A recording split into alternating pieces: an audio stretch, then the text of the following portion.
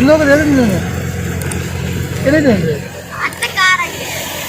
जी viewers, मैं गांव जा रहा था तो रास्ते में इंतहाई खूबसूरत मंजर नज़र आया। जानवर बहुत खूबसूरत हैं, बहुत ही हेल्दी हैं, दौड़ रहे हैं। तो देखें कैसे दौड़ रहे हैं, माशाल्लाह जी माशाल्लाह। जब भी जानवरों को देखें तो माशाल्लाह ज़रूर कहा करें। मुझे बहुत खूबसूरत मंजर नज़र आता है जब दोनों तरफ पे हरियावल हो। ये मंजर बहुत ही खूबसूरत लगते हैं। गांव जा रहा हूँ, इंशाल्लाह गांव जाकर आपको जो मंजर दिखाना है ना, वो ये है कि कज़न है, उसने आज गंदम जो है वो कटाई करवाने के बाद मशीन लगाई हुई है। तो उसने कहा था कि यार आना, चलो कुछ देर एंजॉय हो जाएगी, तो इसलिए गांव जा रहा हूँ। तो इंशाल्लाह जब गांव पहुँचूँगा तो आपको गांव का माहौल भी दिखाऊँगा, और जो मशीन लगी होती है वहाँ पे बच्चों का बहुत ज़्यादा हजूम भी इकट्ठा हो जाता है। वो क्यों होता है वो भी आपको बताऊँगा। जब वहाँ पहुँचूँगा तो फिर आपको अगर हजूम हुआ बच्चों का, जो कि मुझे उम्मीद है कि हजूम होता है, तो जो हजूम होगा वो भी आपको दिखाऊंगा कि वो क्यों होता है। और इसी वीडियो के एंड पे आपको इंशाल्लाह वो खुद ब खुद ही नज़र आ जाएगा कि हजूम क्यों होता है। ये मंज़र मुझे बहुत अच्छा लगता है कि बिल्कुल हरियावल सब्ज़ा, ठीक है ना, एक तरफ बिल्कुल सब्ज़ा है, एक तरफ बिल्कुल फसल काटी पड़ी है, खुश्क हुई पड़ी है, एक तरफ सब्ज़ा है। क्या अल्लाह ताला की शान है। दुआ करते हैं कि जिनकी ये फसल है अल्लाह पाक उनके रिज़्क़ में बरकत अता फरमाए।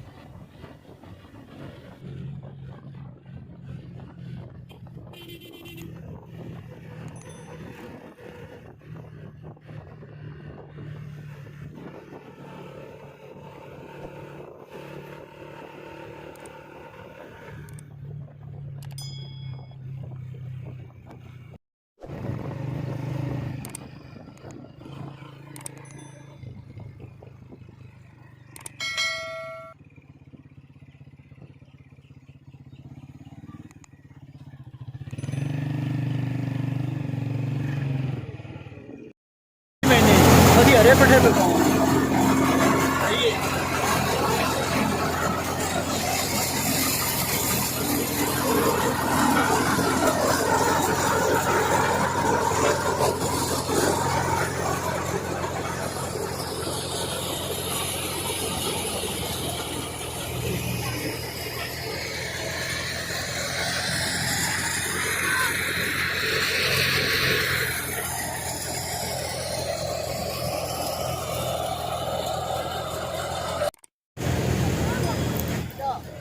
दस कितने हैं, इधर आए हैं रेडी लगा टोपा लगाना है टोपा लगाना है। कितना को दे देंगे टोपे, किलो को दे देंगे कितने देंगे।